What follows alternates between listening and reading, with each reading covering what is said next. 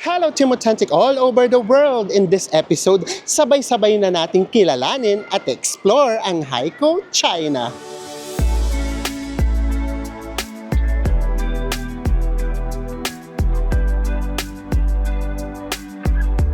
In this episode, sabay-sabay nating malalaman kung ano nga ba ang naging ambag ng Haikou sa pag-unlad ng China. And pupunta rin tayo sa isang UNESCO World Heritage Site na first time namin ma-experience makalapit sa crater ng mismong bulkan. Pupuntahan din natin ang ilan sa mga popular landmarks kung saan makakasalamuha natin ang mga locals. Lahat yan gagawin natin via bus DIY.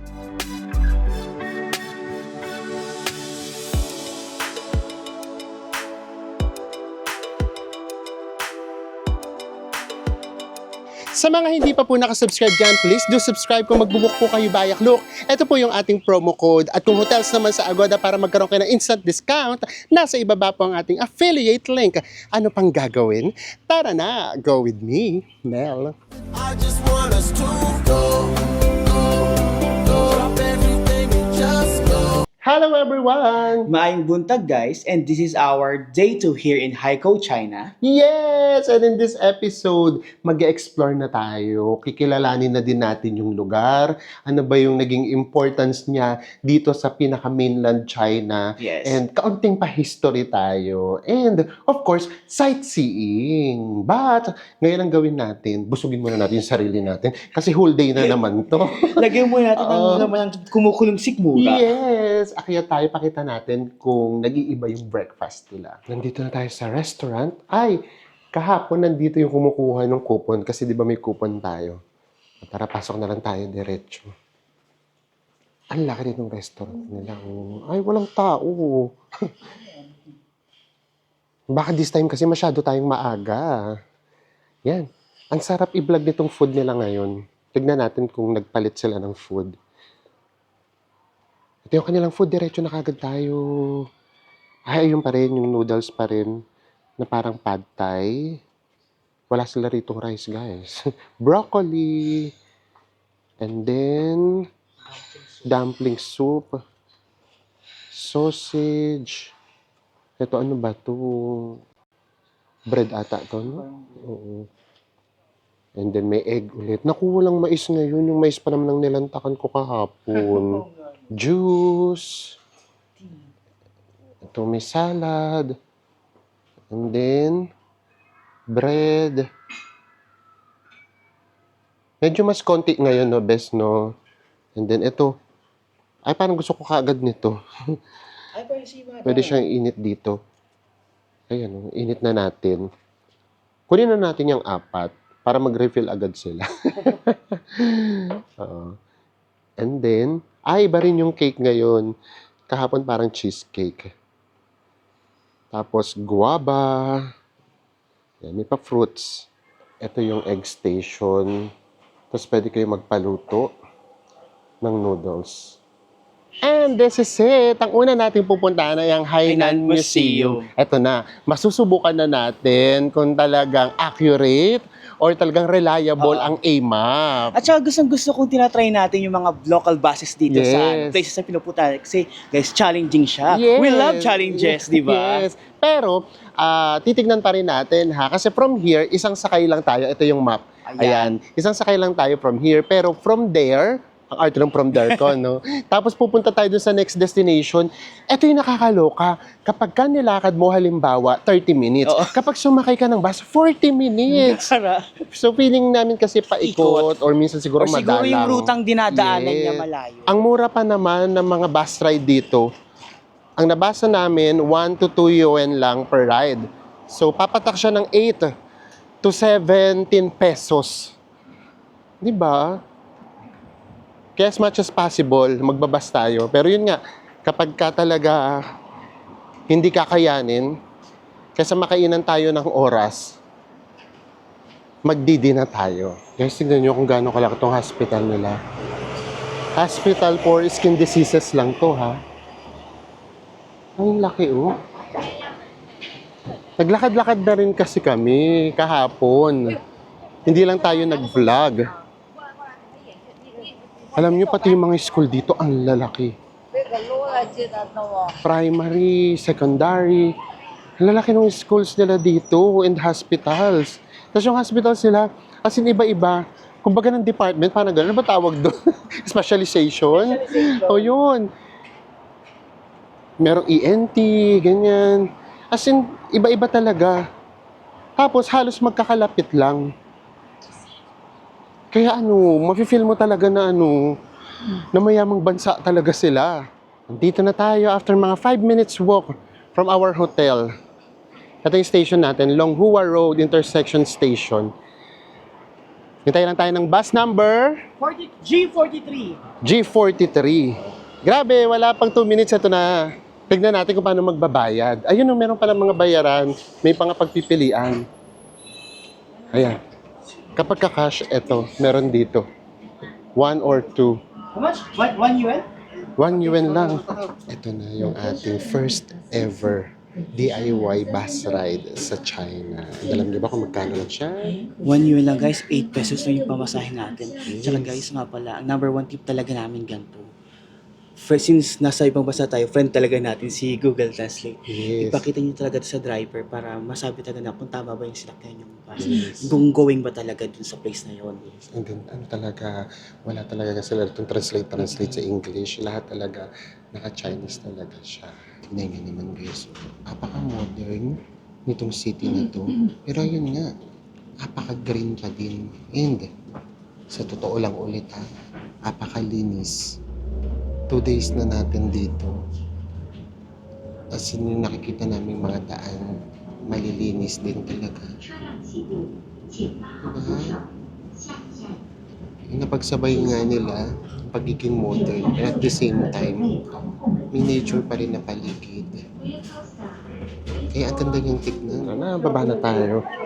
So, isang beses lang, magtatap kung magbabayad kayo ng Alipay. Flat rate yata sila. At sabi ko nga sa inyo, very Pinas ang klima din dito. Maaraw tapos biglang aambon. And from here, lakad na lang tayo. Actually, parang nadaanan na nga natin. Ito na yata. Ang laki. Ang daming taong papunta, ang daming pila. And ang nabasa kasi namin, free siya. So, i-double check natin. Ayun na, lumakas yung ulan. Tara, takbo! In fairness, umabot naman tayo bago bumuhos. Tignan nyo naman. Ang dami talagang tourist. Ang daming tourist bus. Pero karamihan din mga locals. Grabe yung security nila dito. Kailangan uli i-scan yung gamit. Free talaga siya. Kailangan nyo lang ipakita yung passport nyo. And then, eto na, bibigyan kayo ng ticket.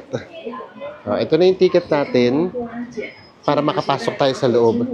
Ang tignan natin kung pwedeng mag-video or mag-picture. Ay, wala namang nakalagay. Ito lang, So, ibig sabihin pwede. And then, open siya ng 9 to 5 p.m. Scan lang natin yung bag natin. And then, ipapakita lang yung ticket and then go na tayo. Pwede daw mag-video. Mabait naman sila. Tara na. Let's go. Ang laking area naman nito. Grabe. Kaya pala nakalagay dun sa sa guide, at least 2 hours daw sana magstay. So kami din, as in, yung idea namin about Hainan ay very limited. Kaya, ngayon natin sabay-sabay kikilalanin. Magbabasa-basa na lang tayo. At isi-share namin sa inyo kung ano yung mga madidiscover namin. For the translation tayo guys. Kasi, as in, lahat ng nakasulat dito is in Chinese. Wala nakatranslate sa English. Kaya talagang kailangan natin mag-super effort para kahit paano makilala natin ang Hainan. So kaya pala guys, yung translation dun sa entrance sa pinasukan natin, Memories of the Times in Hainan's Red Family Letters. Kasi Yes. pala, ito yung mga letters ng mga Chinese na sinend nila para sa family nila. Yes, before sila lumaban sa war. So as in, ang makikita nyo talaga yung pinaka-original na letter, yung handwritten talaga nila. And also, nandito din yung mga letters of orders naman. Kung sino itatalaga, kung sino i-appoint. So ito naman, from the government. Tapos, papadala nila sa mga soldiers. O, next naman tayo. Hanap pa tayo. Grabe, oh. Ang laking area nito. Tapos kada room, iba-iba siya nang dinidiscuss. So hanap tayo. Gusto ko kasi sana namin, yung as in mga general information lang, wag masyadong history. Baka naman kasi kapag history, magkamali naman kami na isi-share sa inyo.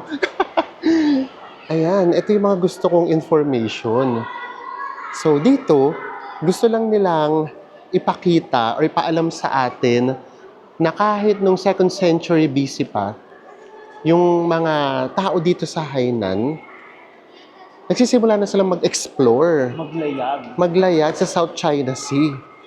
So kumbaga gusto nilang sabihin na napaka early nung kanilang maritime civilization. At hindi lang yun, kasi dito malalaman yun eh. Nakapag-sail na sila sa Silk Road. Kumbaga ang dami na nilang napuntahan. Ayun o. South Asia, Indian Ocean, West Asia, Persian Gulf. East Coast of Oo. Africa. Ang dami nila na napuntahan. And lahat yun, dito sila nag-start sa Hainan. Ganong kahalaga yung papel ng Hainan at ng haiku specifically sa kanilang maritime civilization. Ito na yung pinaka-favorite kong part. Doon kasi tayo pumasok na sa war.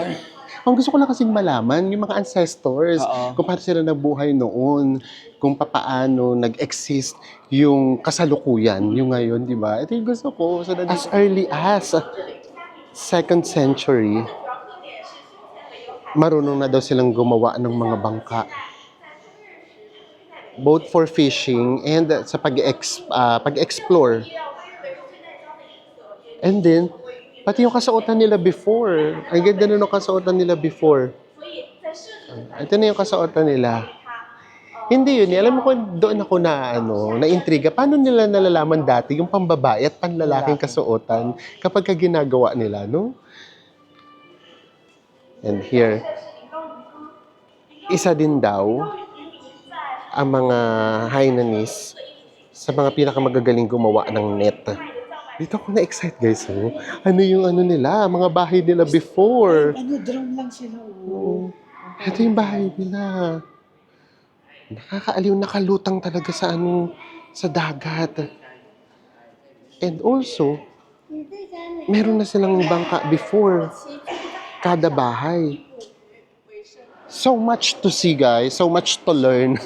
So, kayo na lang bahala kung pupuntahan nyo lahat, ganyan. So, kami kasi talaga, gusto na talaga naming malaman yung importance lang mismo ng Hainan. Hindi na yung masyadong deep history pa. Pero, syempre, eto lang, no political Yung pinasukan namin, yung sa exploration, parang sinasabi nila na nung unang panahon pa, kanila talaga yung South China Sea. Kasi sila talaga, yung ancestors nila talaga, yung naka-discover.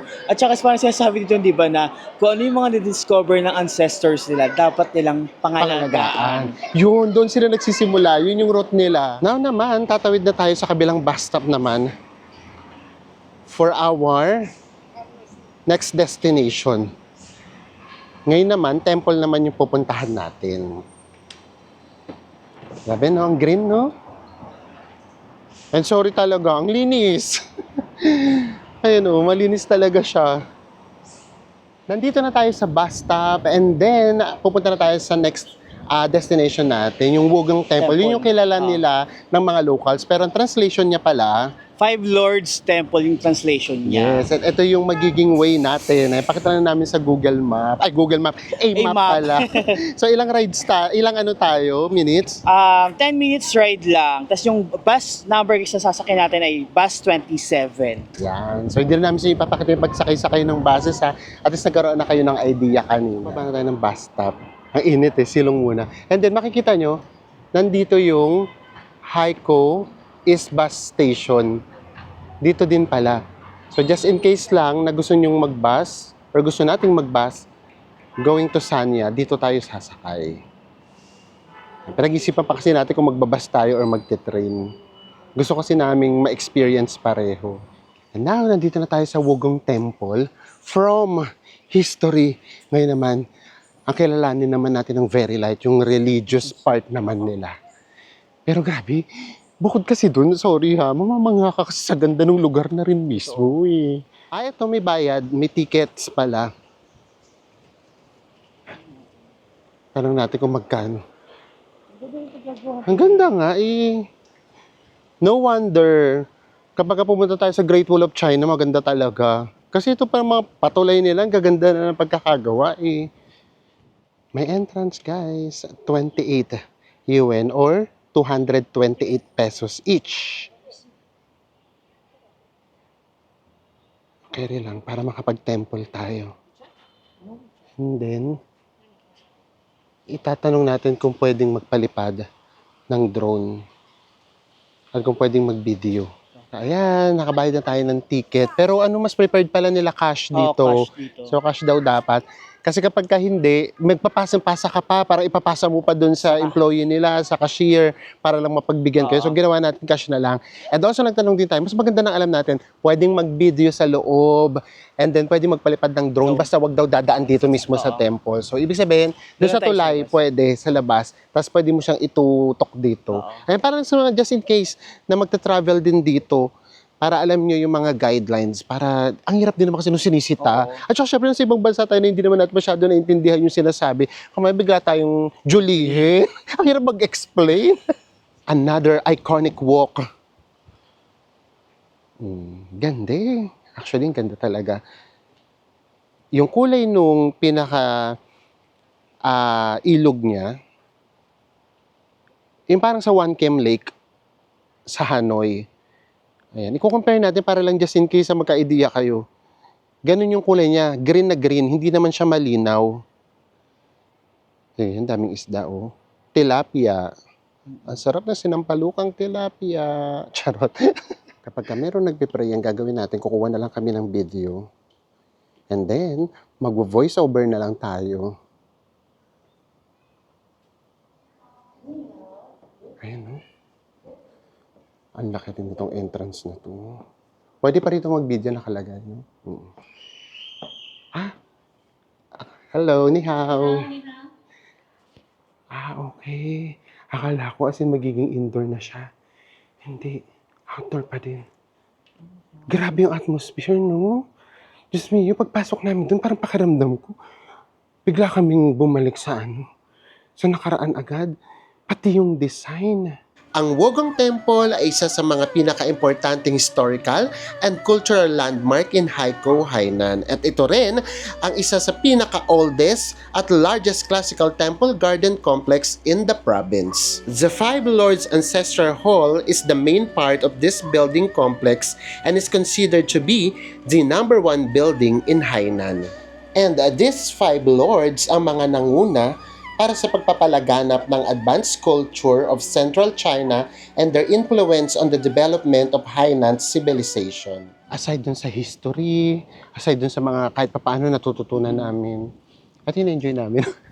Grabe kasi, napakasolemn ng lugar. Ang tahimik, Ang tahimik. Tapos ang ganda ng mga nakikita mo. Para kang nasa loob ka ng city, pero nung pumasok tayo dito, para kami bumalik sa makalumang panahon na hindi na namin maintindihan. Nasa likuran natin yung mga temples, ganyan. And then, ito naman yung nasa harapan namin. Papakita namin sa inyo. From sa kinauupuan natin, ito yung view natin.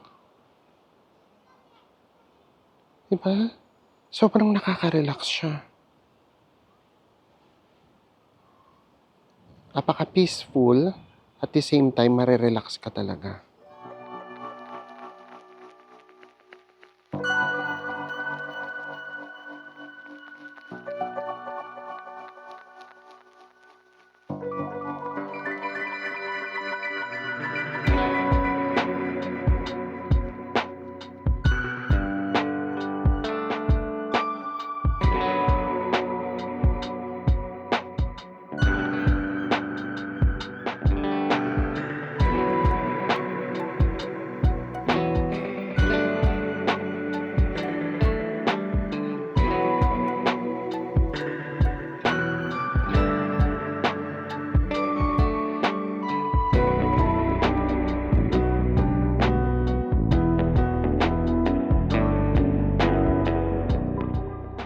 And now, tara na.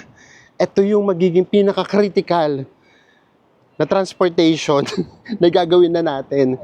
Kasi magdadalawang salin na tayo. And then walang nakalagay kung magkano. Ang hirap pa naman magtanong. Pupunta na tayo ng Lechong Geopark.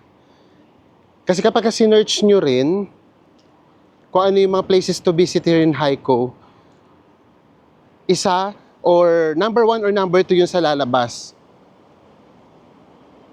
Kaya kailangan natin siyang puntahan.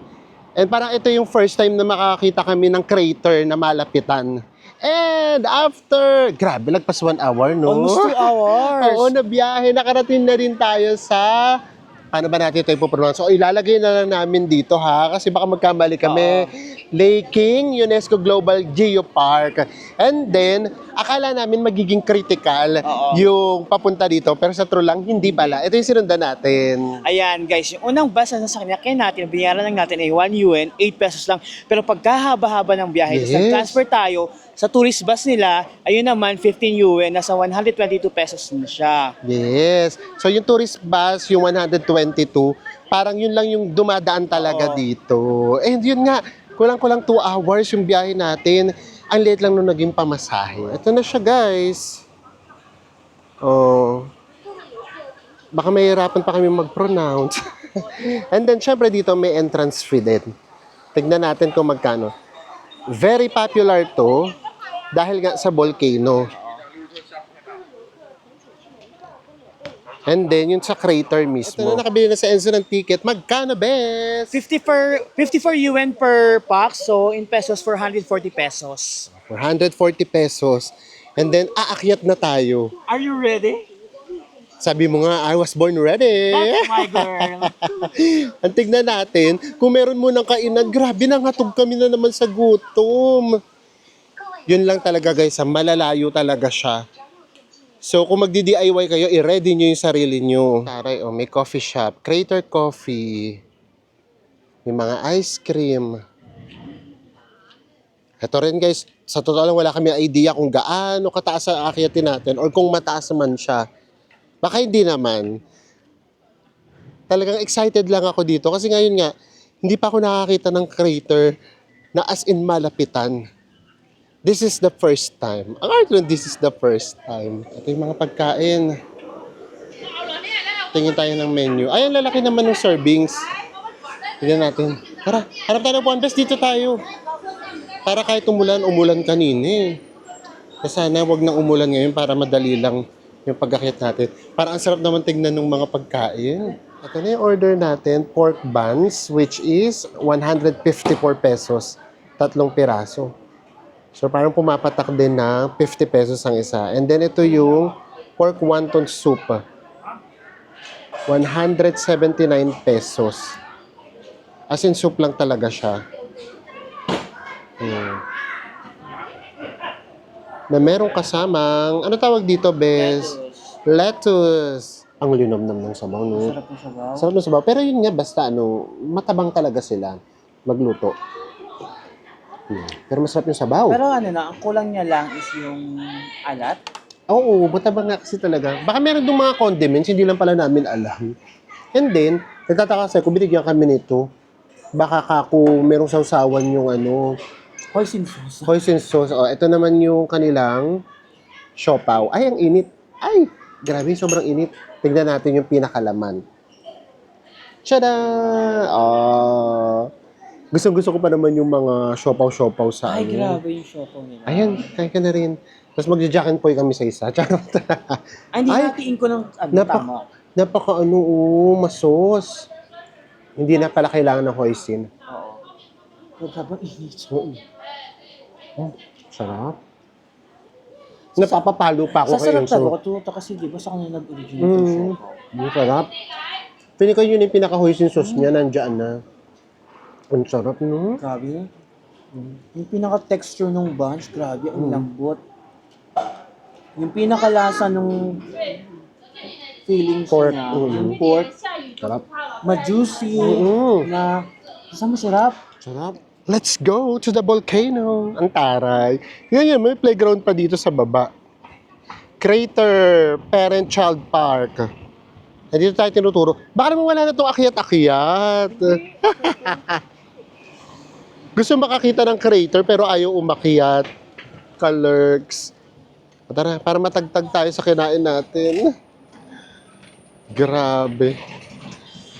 Nakakabusog ang pagkain dito sa China. Magsisimula na tayo sa trekking. Basta kapag ka merong interesting, ipapakita namin sa inyo. Hindi namin kayo sasama sa pag-akyat para hindi naman kayo masyadong mapagod. Ito Ito kasi yung pupuntahan natin. Oo nga. Parang ang haba ng trekking para marating natin yung pinaka-crater. So, good luck! Pwede daw? Pwede daw magpalipad ng drone. Okay. Yeah. Okay. Sheshe! Guys, kung nakikita nyo lang sana yung pagmumukha ni Enzo, kapag sinasabing pwedeng mag-drone, grabe talaga, naglalaya tayo. Yung parang may ilaw ng mukha ko. Yung... Oo.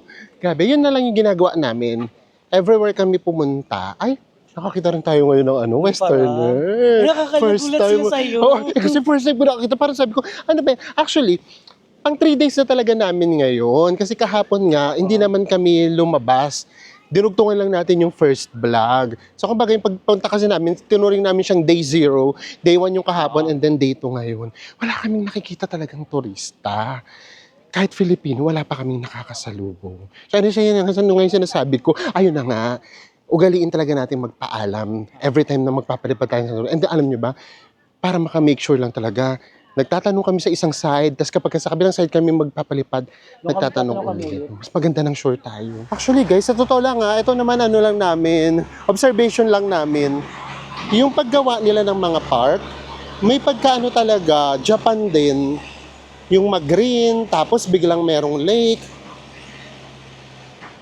Ayan kumbaga, hindi putyo-putyo yung park. Nakita nyo naman pinuntahan natin kahapon, di ba? Public na public park yun. I mean, public na public park. Pero well-maintained. Eto, ang ganda nito. Siguro mamaya na tayo rito mag-explore. Akyat na lang muna tayo sa volcano. Kasi baka ulanin tayo. Isa pa, Hingalis Trail. Wala pa kami sa hagdan, pero paakyat kasi. Ganito ba talaga dito? Ganito ba talaga? Hinihingal ba talaga? Explore pa more! Hinihingal ako agad. Bago ka pala umakyat, ang dami mo pa pala rito makikita. Guys, ito yung pinaka-lava pool daw. Ito talaga yung pinaka-lava. And then, may waterfalls pa nga kami nababasa. So, ayan, kung kaya nyo pang mag-explore, go for it. Meron pang volcanic stone culture. Kung paano yata ginagawa. Tignan natin. Very educational din naman pala to. Ito pala yun. Yung mga residents daw dito, gumawa sila ng bahay o shelter made of volcanic stones. Ang ganda rin, no? Art na art din. At saka yung mga sizes. Oo, yung sizes iba-iba talaga. Guys, so Starways to Heaven yata to. Tapos hindi yun. Hindi namin kasi alam kung gaano siya talaga kataas. Merong crater, tapos merong papunta sa hill, may cave, peak trail. May temple. May temple pa, may lava crust. Gano'n kayang kataas yung akyatin natin? Mapu-Fushimi Inari yata tayo dito Yung walang research tapos umakyat Ay, ang Abibi nga, umaakit. Pero lawit na lawit yung dila ng Abibi. Okay, kaya yan. Kapit lang, sabi ng Tarsier. Guys, OA lang kami. Oo.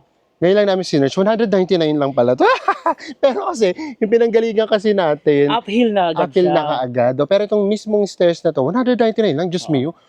10, 20, 30, nakaka-40 na tayo. Malapit lang pala to. Naunahan lang kami ng hingal at saka ng takot. Natakot ba po si Inari? Nandito na tayo sa Holy Temple. And ito yon. Yung 199 pala na steps, hindi pa kasama yung paakyat sa crater mismo. Yung paakyat sa crater, grabe ang niya. Ang liit ng mga hagdan. Pakita rin namin sa inyo mamaya. Tapos dito May mga paninda na dito. And ito yan. Sama mas maganda yung view doon. Tignan nyo naman yung view natin. Kitang-kita natin yung Haikou. Look at that view. Ganda. Ito pala guys, mas clear. Grabe no? Ang ganda rin ng view from dito sa taas. Buti na lang, masarap yung hampas ng hangin. So hindi siya ganun kainit. Basta wag lang umulan. And then ito na yung akyatin nating hagdan. Mas ano siya, patarik. Mas maliit na siya. Mas maliit. Paki na doon mismo sa pinaka-crater. O, pero kayang-kaya kasi may mga seniors carry yan. Tapos mag-green naman. Hindi kayo rito siguro mauubusan ng oxygen. Kasi marami oxygen. Oh, may mga seniors. And this is it. Ito na yata yung pinaka-crater. As in, nasa crater na pala tayo. Pero kung gusto mo pang makita talaga, akyat ka pa doon sa pinakitaas. Tapos ito, nakakatawa. Meron dito mga nakalagay. Ayan, oh. The mountain is high, the cave is deep, and the walls are steep. Please take good care of the child and pay attention to safety. Actually, delikado nga siya. Kasi ito na yung mga bababaan. Oh. Ayan, ganyan ang ka-steep. Diba? Pero kaya na, may mga bata. Oh, guys, ito na yung pinaka-crater. Umiikot na tayo sa pinaka-crater. Ang akala ko kapag ka-crater, yung may umuusok-usok. Hindi pala. Sulfur bend. Oo. Baka paano na to? Hindi na yata active. Oh. Ito na siya. Diba? Uy, first time ko nakalapit sa crater ng volcano. Ito yung gustong-gusto kong gawin sa Taal. At saka sa Pinatubo. Pero hindi pa natin siya natatry.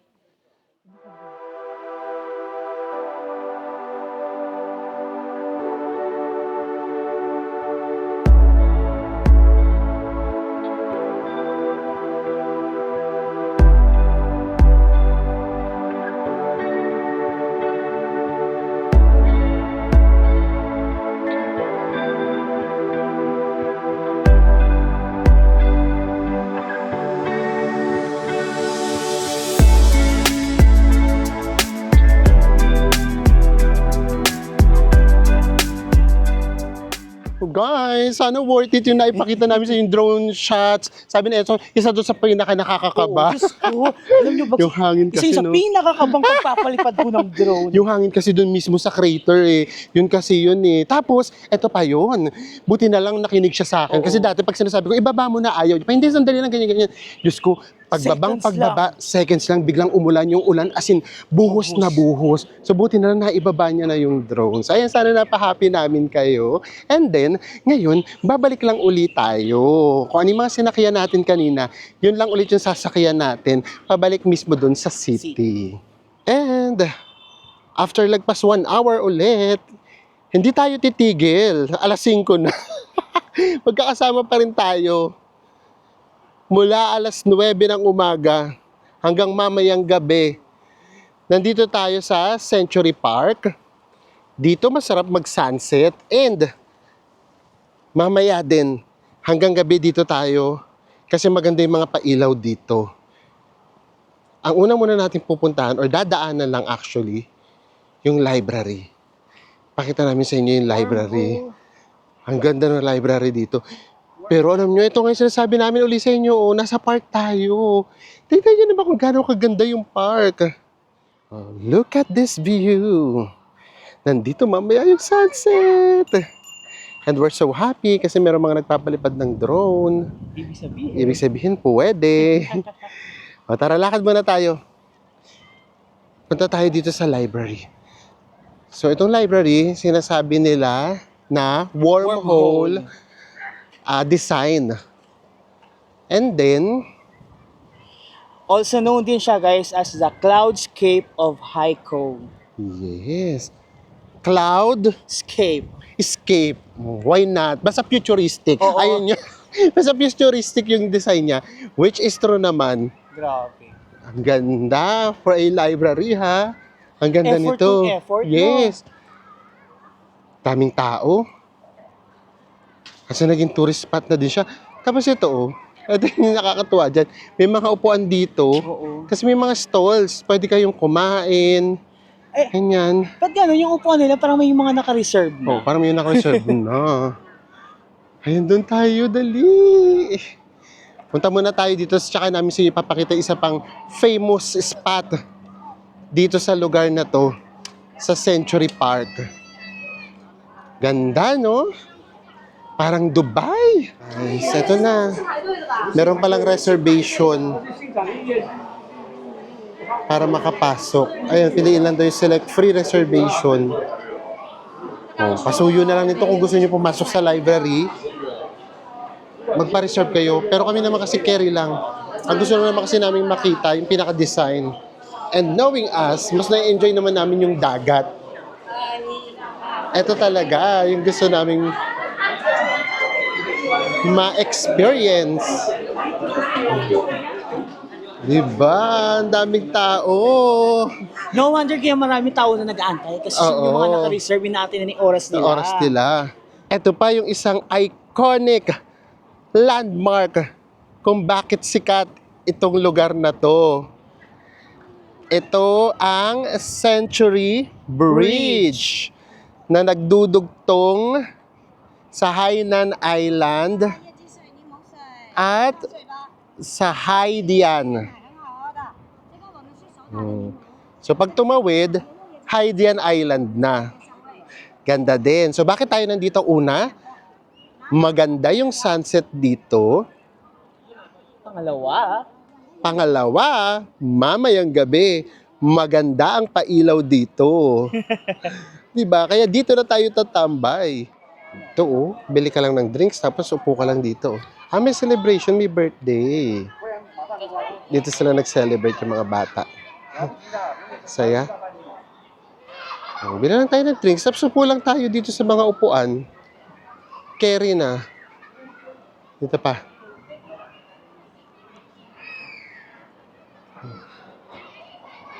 May mga nagpapalipad pa ng saranggola. Ang saya naman ito, pang family bonding talaga. Puro drinks. Tayo siguro drinks and chichirya, no? Sarap. Sintayin lang tayo ng sunset. Yun na yung ganap natin dito. Relax na tayo. Oh, guys, for how much? 65 pesos For each. 65 pesos. Nandito tayo sa prime location. Oo. Prime location! Paharap natin ang the famous library. Yes. At And then, sasagutan natin ang the Century Bridge. At nasa harapan natin ang The sunset. beautiful sunset. Diba? Yung mga ganito experience, hindi kailangang mahal. Sarap. Matamis. Ang tamis naman ito. So, hintayin lang natin yung sunset para maipakita namin sa inyo. Kasi masyado nang mahaba tong vlog na to. Baka 2 hours to.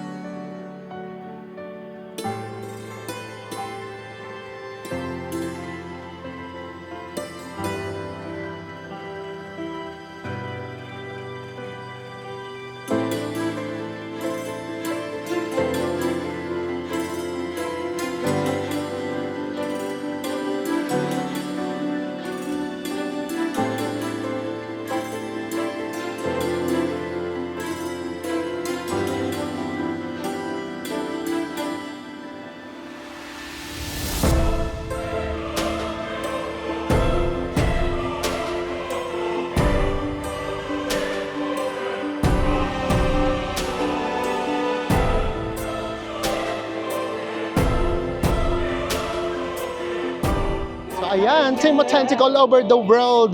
We witnessed ang napakagandang sunset dito sa Haikou. At iniba natin ang atake ngayon. Drone shots. Ang ating sunset nakuha. Maiba naman. And then tignan nyo, papakita namin sa inyo kung gaano kaagad bigla dumami yung tao. Biglang dumami yung tao. Meron ng kumakanta. And then, meron ding mga palaro doon sa gitna. So nag-iba lalo yung vibe niya. And then tama nga kami. Itong building na to, yung HCC building, ayan yung umiilaw. Hintayin natin, dumilim pa. Mas makikita na natin yung ilaw niya. Ang saya ng vibe dito. Ito talaga mararamdaman mo, ay oo nga. Ang laki nga ng population talaga ng China. Naglabasan yung mga tao. Naglabasan yung mga tao. Hindi mo lang talaga mapapansin. I mean, hindi congested yung pinaka-area kasi nga lahat dito condominium. Imagine niyo kung talagang house and lot yung bahay nila dito. Grabe. O ngayon tignan nyo, oh. Ang ganda, no? That's the vibe here in Haikou. Romantic.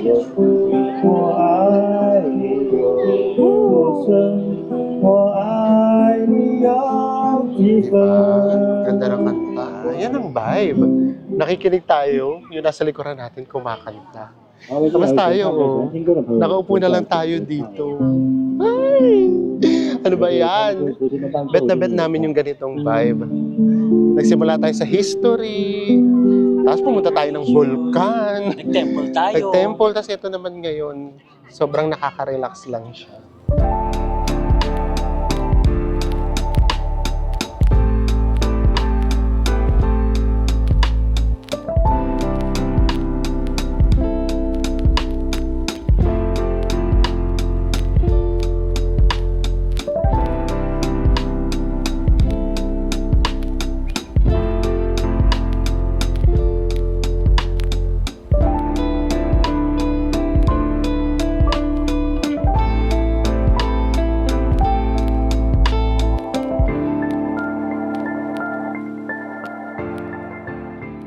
So guys, nakabike na tayo dito sa malapit sa ating accommodation. Ang ginawa natin kanina, in-enjoy lang natin yung sunset, pati yung kulay pagkagabi. Yung pailaw. Oo. Yung vibe. So ngayon, kain lang tayo. Pakita namin sa inyo yung foodang. Talagang grabe talaga yung servings nila dito. For only 122 pesos. Parang adobo siya. Hindi siya braised pork eh, kasi yung braised pork doon yung matamis eh. Actually, tinikman ko hindi siya matamis. Kasi tingnan naman yung gulay. Sotanghon. Ito pa. Ay, ito, May pagulay. ito. Pero itong nakakaloka yung rice. kanin. Grabe yung rice talaga nila dito. So, ayan ang ating meal muna. And then, recap tayo maya-maya ng mga nag-experience natin after nating lumapes. And tapos na, grabe. Magkakasama tayo mula breakfast hanggang dinner. Diba? Hindi na namin kayo nakita sa kwarto kasi baka makasama pa namin kayo matulog. So, dito lang tayo sa lobby ng ating hotel. And then, yung mga nagastos namin, breakdown na lang natin Ayan. dito lahat. Ayan. Pakipost nyo na lang para hindi na tayo masyadong humaba. And then, ang i-adjust nyo na lang dyan, yung pagkain. Kasi depende talaga. Pero guys ha, tip lang, kapag umorder kayo ng food, isa na lang muna. Tapos tignan nyo muna yung servings. Kapag pakiramdam nyo, mauubos nyo, edi order pa kayo. ulit. Pero kung hindi na kasi, sayang kapag ka nag-aksaya tayo ng Totoo. pagkain. Ang dami talaga ng servings nila. Minsan nga kami na nagsasabing kontian yung Yung rice, rice, ganon. ganyan. Yung side dish, ganyan.